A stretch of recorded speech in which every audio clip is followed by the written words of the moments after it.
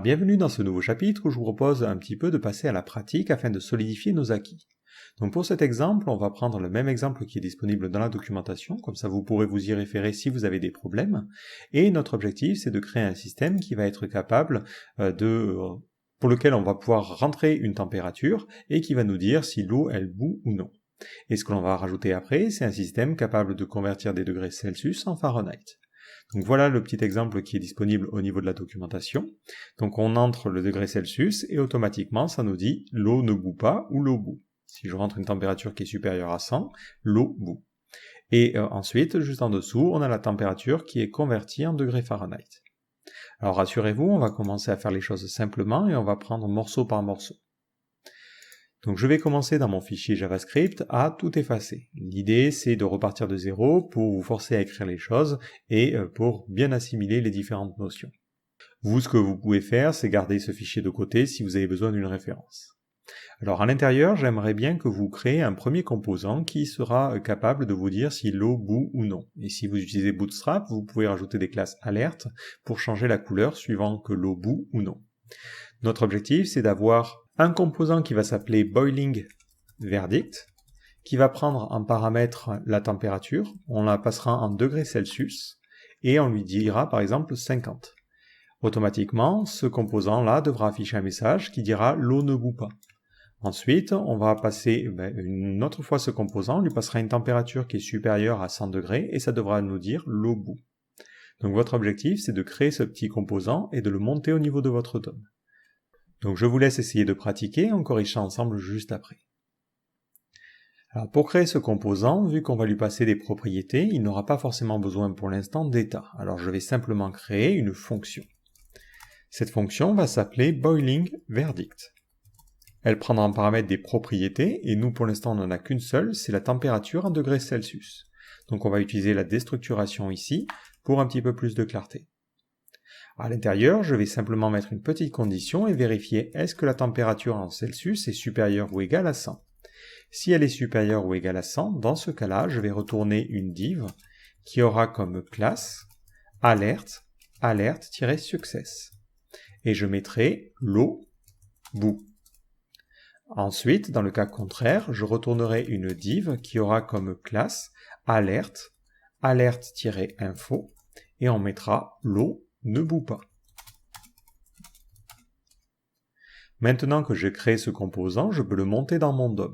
Donc pour cela, je fais un React DOM.render et j'utilise la méthode render pour rendre mon boiling verdict. Je vais lui passer pour l'instant une température qui est inférieure à 100. Donc on mettra 50 degrés. J'auto-ferme mon composant parce qu'il n'a pas d'enfant. Ce composant-là, je vais le brancher au niveau de mon DOM sur l'élément qui a l'ID app. Moi, je peux utiliser un query selector ou un getElementById, ça ne fait pas de différence. Si je sauvegarde maintenant, on me dit que l'eau ne bout pas. Je vais peut-être au niveau de mon HTML entourer ma div qui a l'ID app d'une div qui aura la classe container, histoire que ce soit un petit peu centré et un petit peu plus joli aussi. Et je rajouterai un mt-4 pour espacer par rapport au haut de mon écran. Donc là, on me dit bien, l'eau ne bout pas. Si maintenant je change la température pour mettre 110 degrés par exemple, là, le message est en vert et l'eau bout. Impeccable. Alors maintenant, on va complexifier un petit peu notre composant. On s'imagine que l'on aura un autre composant qui va s'appeler calculator. Donc c'est ce composant-là qui va nous permettre de calculer les choses et de nous dire si l'eau, elle bout. Donc dans ce composant, on veut simplement créer un champ où l'utilisateur pourra rentrer la température en degrés Celsius, et suivant la température qu'il rentre, il faudra afficher en dessous l'eau bout ou l'eau ne bout pas. Donc pareil, je vous laisse essayer de le faire et on corrigera ensemble juste après. Alors pour ce composant, il faut bien réfléchir. C'est un composant qui va avoir besoin d'un état, parce qu'on a besoin à l'intérieur de savoir la température qui a été rentrée par l'utilisateur. Donc vu que c'est un composant qui nécessite un état, on va utiliser le système de classes. Donc on fera une classe qui va s'appeler calculator et qui va étendre de react.component. À l'intérieur, de suite, je vais créer la fonction render qui pour l'instant ne retournera rien. Aussi, je vais créer un constructeur qui prendra en paramètre les propriétés. On n'en a aucune, mais on doit toujours dès le début appeler super de props. Ça c'est nécessaire, vous ne pouvez pas vous passer de ça. En dessous, on va définir notre état. Alors, au niveau de mon état, je réfléchis, moi je vais avoir besoin finalement de la température. Alors je pourrais l'appeler Celsius, mais vu que plus tard on va faire un système qui permettra de convertir, là on va l'appeler température. Température. Et par défaut, on dira que la valeur, c'est du vide. Maintenant que j'ai cet état-là, je vais pouvoir créer mon champ. Donc je vais faire un return, on va avoir une div qui va englober tout notre calculateur, et je vais créer une div qui aura comme classe form-group, et à l'intérieur, j'y crée mon label. Donc ce label permettra de rentrer la température en Celsius, donc là on mettra Celsius, et on mettra température en Celsius. Ensuite, je crée mon champ, donc ça sera un input de type texte. Il aura comme ID Celsius. On n'est pas obligé de lui mettre un nom. Il aura comme valeur la valeur que j'ai dans l'état, donc vis.temperature.state, plutôt vis.state.temperature. Et pour l'instant, c'est tout ce que j'ai besoin de faire. Évidemment, il faudra gérer le moment où on changera les choses. Enfin, on va avoir notre petit composant qui nous permettra de dire si ça bout. Donc là, on va avoir un boiling verdict, et on lui passera la température en degrés Celsius. Alors attention, cette température, là, pour l'instant, elle est sous forme de chaîne de caractères, ce qui n'est pas forcément pratique. Donc je vais utiliser la méthode parseFloat pour parser notre chaîne de caractères sous forme de float. Et à ce niveau-là, je lui passe vis.state.temperature. Alors pour éviter de m'embêter, je vais utiliser la déstructuration en amont, et je vais dire je récupère la température depuis vis.state. Comme ça, après, dans nos composants, on n'est pas obligé de faire vis.state tout le temps. Et c'est toujours un petit peu plus pratique. Impeccable. Donc je sauvegarde, et je vois bien que j'ai la température ici. J'ai juste oublié au niveau de mon input la classe, alors class name, form-control. Sinon, je n'ai pas la bonne apparence. Donc je rentre une température, et dès que j'essaie de taper dans le champ, je suis bloqué. Si vous vous souvenez, on avait dit, si vous ne mettez pas une valeur qui est undefined, le champ est complètement verrouillé parce qu'il est contrôlé par React. Donc il va nous falloir une méthode handleChange qui va permettre de changer la valeur. Cette méthode prendra en paramètre l'événement, et dès le début, avant même d'aller plus loin, comme ça je n'oublie pas, je fais un vis.handleChange égale vis.handleChange.bindVis. Comme ça à l'intérieur, je peux utiliser vis et ça fera toujours référence à ma classe. Là, ce qu'il me suffit de faire, c'est récupérer la valeur que j'ai dans mon champ et la mettre au niveau de mon état. Donc je fais un vis.setState et je change température et je mets comme valeur e.target.value. Donc c'est identique aux exemples que l'on avait vus précédemment. Maintenant, je vais lui dire, lorsque on change la valeur au niveau de ce champ, donc on va mettre un onChange, je fais un vis.handleChange. Je sauvegarde. Et si je change la valeur dans mon champ, quand je rentre une valeur qui est supérieure à 100, j'ai bien le message l'eau bout ou l'eau ne bout pas. Donc là, on a cette première partie qui est déjà fonctionnelle. Et vous voyez, c'est relativement simple à mettre en place. Alors maintenant, on a envie de pousser les choses un petit peu plus loin et d'avoir deux champs. On voudrait un premier champ qui permet de rentrer la température en Celsius et un autre qui permet de rentrer la température en degrés. Donc afin de ne pas trop nous répéter à ce niveau-là, on va simplement s'imaginer créer un composant. Je vous donne la structure de ce composant et ensuite vous allez essayer de l'écrire tout seul. Donc on va créer un champ qui va s'appeler température input. Ce champ aura comme propriété scale qui sera l'échelle que l'on souhaite utiliser. On aura deux échelles, C pour Celsius et F pour Fahrenheit. Et ensuite on fait ça comme ça. Et là, on aura F comme Fahrenheit. Pour la partie libellée, pour que ça soit généré automatiquement, on va créer une constante tout au début de notre fichier qui va contenir les différentes échelles. On va l'appeler scaleNames, et ça sera un objet qui contiendra comme clé C, et dans ce cas-là, ça sera Celsius. Et ensuite, une clé F qui sera Fahrenheit. Donc pour l'instant, on ne va pas avoir de méthode qui nous permettra d'observer les changements de valeur, mais on veut simplement créer ces champs-là. Donc je vous laisse essayer de le faire. Faites en sorte qu'on ait deux champs qui permettent de rentrer une valeur, et on veut que le libellé affiche température en Celsius et température en Fahrenheit. Alors j'espère que vous avez essayé de pratiquer, on est parti. Donc je vais créer une nouvelle classe qui va me permettre de gérer ces champs. Donc cette classe va s'appeler temperature input et va étendre de react.component. À l'intérieur, je vais avoir besoin de sauvegarder l'état qui va me permettre de savoir la température qui a été tapée. Donc tout de suite, je fais appel à mon constructeur et je lui passe des propriétés. Au niveau de ce constructeur, j'appelle le constructeur parent en lui passant les propriétés et je vais définir mon état. Donc chaque champ aura un état qui lui sera propre, qui permettra de maintenir la température. Donc on dira ici que ça sera du vide. Maintenant, je vais créer ma fonction render. À l'intérieur de cette fonction, je vais pouvoir tout simplement coller le texte que j'avais précédemment.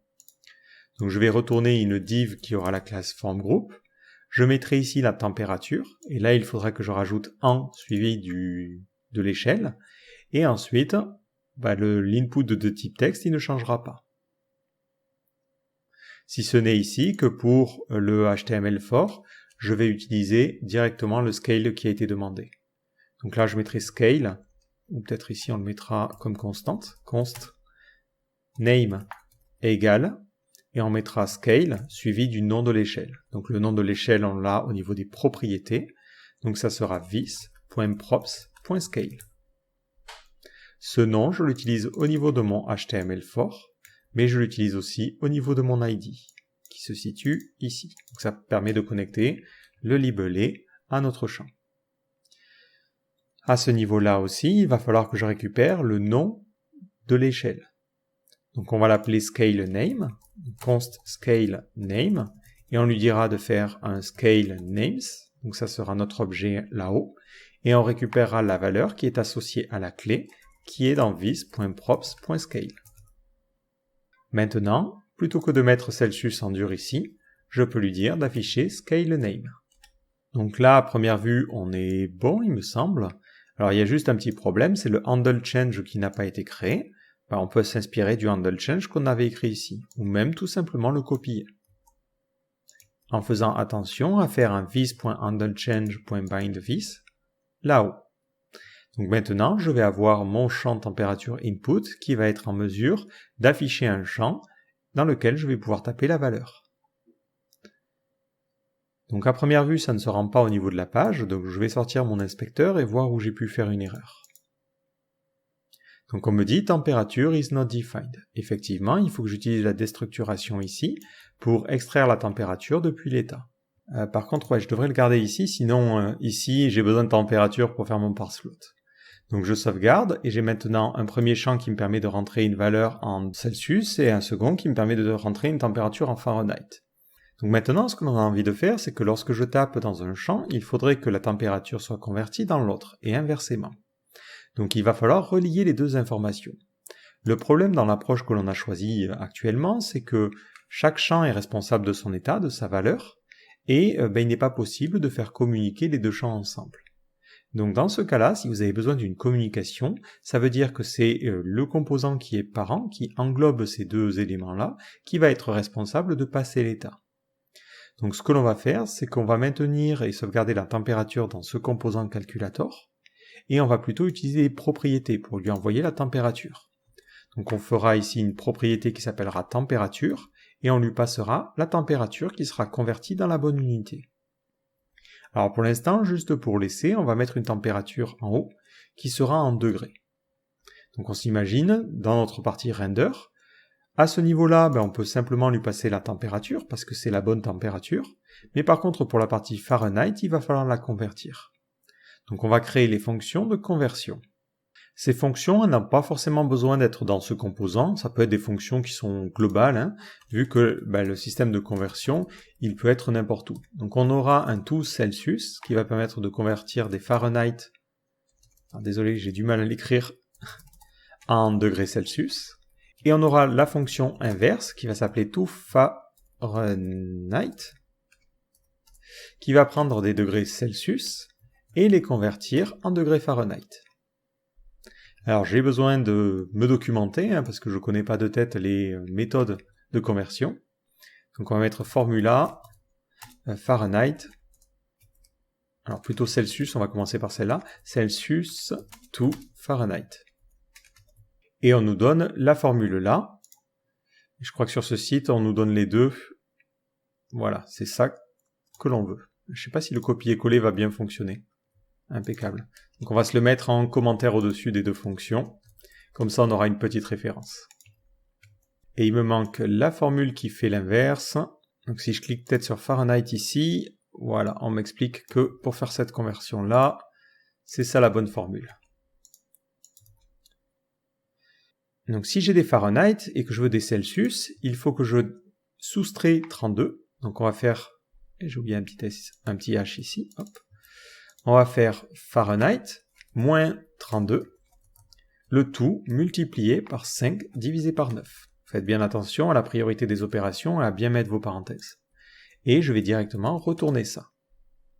Alors si j'ai des Celsius et que je veux des Fahrenheit, donc je suis dans ce cas-là, il faut que je multiplie par 9 divisé par 5, donc on fera un return de Celsius, hop là, Celsius multiplié par 9 cinquièmes, et ensuite j'additionne 32. Encore une fois, attention aux parenthèses. Impeccable. Donc au niveau de mon système ici, je vais pouvoir lui dire, bon, pour l'instant, on va créer une constante qui va s'appeler Celsius, qui sera égale à la température, et je vais avoir une constante qui va s'appeler Fahrenheit, qui sera égale à tout Fahrenheit, et je lui passe en paramètre la température en Celsius. À ce niveau-là, je peux lui passer du coup la valeur en Fahrenheit, et à ce niveau-là, la valeur en Celsius. Maintenant, au niveau de mes composantes température input, je sais que je vais avoir une propriété température, donc on ne va plus avoir besoin de gérer un état, donc je vais supprimer cette partie-là. Je vais laisser le handle change, peut-être le vider de son contenu, et maintenant la température, on ne la récupère plus depuis vis.state, mais plutôt depuis vis.props. Si je resauvegarde et que je recharge mon composant, on voit bien qu'ici, il y a 20 degrés par défaut, et ça correspond à 68. Par contre, je ne peux pas taper de valeur, parce que pour l'instant, mon handle change ne fait rien. Alors là, il faut aussi réfléchir. Finalement, quand on va taper une valeur au niveau du champ, il faudrait que ça remonte aux parents. Il faudrait que le calculateur soit capable de détecter quand on a changé la température. Donc on va créer un handle température change, et il recevra en paramètre la température. Ce qu'il va faire tout de suite, c'est qu'il fera un vis.setState, et il changera la valeur de température par rapport à ce qu'il reçoit. Maintenant, au niveau de mon input de degrés Celsius, je vais pouvoir lui dire, je veux que tu puisses changer la valeur.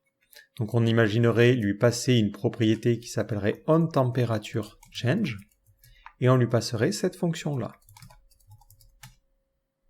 Cette fonction-là, pour que vis fasse bien référence à la bonne chose, on n'oublie pas le fameux, oula, le copier-coller a complètement foiré, vis.bindVis. Voilà.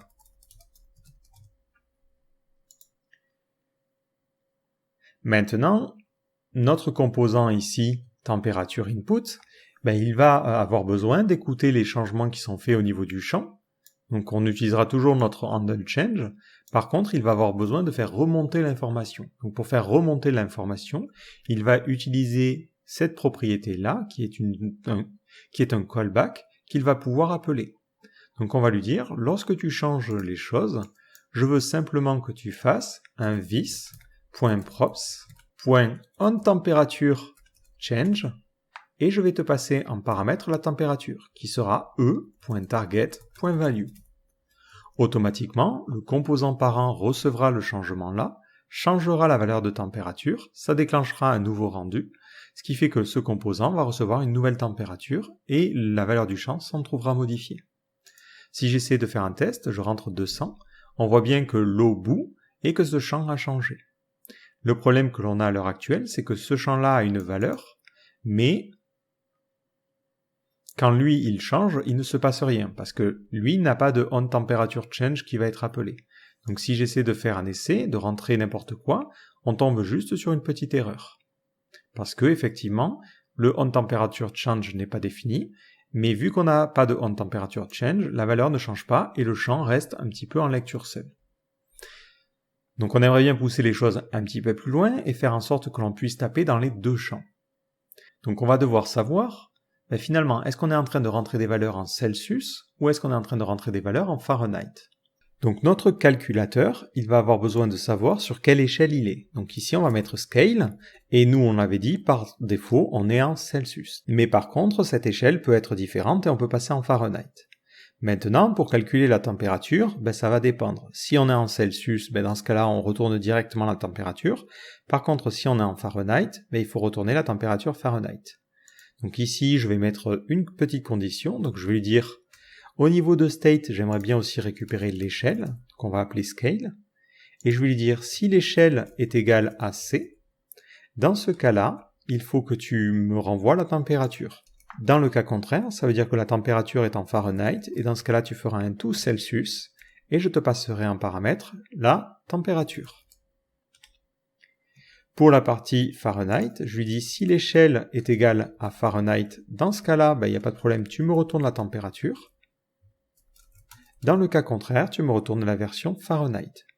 Maintenant, quand je tape dans le champ qui est de type Celsius, il faut que je lui dise l'échelle est Celsius. Par contre, quand je tape dans le champ qui est Fahrenheit, il faut que je lui dise attention, l'échelle va être du Fahrenheit. Donc je vais avoir besoin de deux fonctions différentes. Donc là, on va l'appeler handle Celsius change.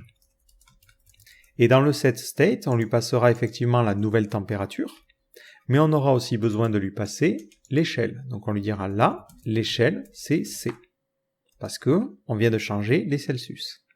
Quand on change des Fahrenheit, on va utiliser une méthode qui va s'appeler handle Fahrenheit change. Alors hop, j'aurais dû choisir un mot plus simple à taper. Donc ça sera Fahrenheit change. Dans ce cas-là, on fera un set state. On changera l'échelle pour dire qu'on est en mode F. Donc on est en mode Fahrenheit maintenant. Et ensuite, on lui passe aussi la nouvelle température. Au niveau de mes deux champs, mes températures input, je vais lui dire si tu es en train de changer le champ Celsius, je veux que tu utilises la méthode handle Celsius change. Si tu es en train de changer le champ Fahrenheit, je veux que tu appelles le this.handle Fahrenheit change. Attention par contre à bien faire en sorte que this fasse bien référence à notre classe. Donc là, hop, on va mettre dès le début un this.handle Celsius change égale this.handle Celsius change.bind this, et on fera la même chose pour les Fahrenheit. Et là, on devrait être bon. Donc on va sauvegarder. On tombe sur une petite erreur où il me dit qu'il ne connaît pas Scale. Donc j'ai fait une petite erreur de typographie ici. Donc je rentre une température en degrés et on voit qu'on me dit l'eau bout. Je rentre une valeur en Fahrenheit et on voit que ça convertit la valeur en degrés Celsius. Alors on pourrait faire un arrondi, parce que là par défaut c'est un arrondi qui est fait en JavaScript, qui n'est pas forcément tip top, mais vous voyez le principe à ce niveau-là. Donc attention si vous faites l'arrondi au niveau de précision que vous souhaitez obtenir. Bon là on n'est pas sur un truc très scientifique, on veut juste savoir si l'eau des pâtes bout. D'ailleurs, ça semble un peu bizarre, là on me dit que l'eau bout, alors qu'elle ne devrait pas bouillir vu qu'on est à 37 degrés. Effectivement, dans la partie boiling verdict, on faisait un parse float et on lui envoyait la température. Maintenant on n'a plus besoin de faire ça, on va simplement lui dire je t'envoie la température en Celsius, parce que toi effectivement tu attendais des Celsius. Et dans ce cas-là, si je tape 100 à ce niveau-là, ça me donne une température qui ne bout pas. Si je rentre 2000, là l'eau elle va carrément s'évaporer, mais vous voyez bien que l'eau elle bout à cette température-là. Donc voilà comment vous pourriez mettre en place un système de conversion. Alors juste peut-être un petit détail, c'est que quand vous tapez n'importe quoi, vous voyez que le système il a un petit peu de mal. Donc ce qui pourrait être intéressant, c'est d'utiliser une fonction qui va permettre de gérer ça de manière un petit peu plus élégante. Donc cette fonction, on va l'appeler, alors eux ils l'ont appelé try-convert dans l'exemple de la documentation, donc on va l'appeler comme ça aussi. Et on lui passera en premier paramètre une température et la fonction de conversion. À ce niveau-là, je peux lui dire du coup, si jamais la température donc n'est pas dans la bonne unité et qu'il y a besoin de faire une conversion, je veux que tu fasses un try-convert, je te passe la température et je te passe la fonction de conversion, qui sera du coup tout Celsius. Dans le cas du Fahrenheit, je fais ça, sauf que la fonction de conversion, c'est tout Fahrenheit. Cette fonction n'a pas besoin du coup d'être dans le composant, donc on peut s'imaginer la définir en dehors, et je vais la définir tout en haut.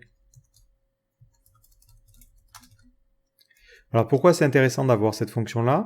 Tout simplement pour garder ces fonctions les plus génériques possibles. On veut vraiment des fonctions qui vont faire la conversion en brut, et cette fonction-là, elle va permettre de rajouter quelques petites conditions. Par exemple, on peut lui dire « j'aimerais bien parser et m'assurer que la température est un float ». Donc on va lui dire « const value égale température que l'on parse float ». Maintenant, cette température, elle peut ne pas donner un nombre. Donc on va lui dire if number.isNotANumber. Donc si notre value n'est pas un nombre, dans ce cas-là, on retourne une simple chaîne de caractères, parce que ce n'est pas la peine d'essayer de faire une quelconque conversion. Dans le cas contraire, on va récupérer la valeur convertie, donc on va mettre output, et on mettra convert, donc c'est notre fonction de conversion, et on lui envoie la valeur. On obtient alors la nouvelle valeur que l'on peut choisir d'arrondir. Donc on fera un mat.round, on multipliera ça par 100 pour avoir une précision à 2 chiffres, et on divisera ça par 100. Et enfin, vu qu'on travaille avec des champs, il faut que ça soit converti sous forme de chaîne de caractères. Donc ça nous permet simplement d'avoir une petite fonction qui va s'assurer en fonction d'entrée qu'on n'ait pas n'importe quoi en sortie. Donc si j'aurais essai et que je rentre n'importe quoi dans la partie température, on voit que dans la partie Celsius, il n'est pas capable de trouver une valeur et du coup il ne renvoie rien. Et là, on a terminé avec cet exemple-là. Donc voilà un petit exemple de système et d'éléments dynamiques que l'on peut créer avec React. Donc vous le voyez encore, ça permet d'avoir une logique qui est un petit peu plus simple à appréhender, avec une séparation en composants pour gérer qui va rentrer les valeurs. On peut séparer vraiment les choses dans différentes fonctions, et en fait, en changeant l'état, on assure que notre interface change pour l'utilisateur. Donc j'espère que cette partie travaux pratiques vous a plu, et je vous donne rendez-vous dans le prochain chapitre.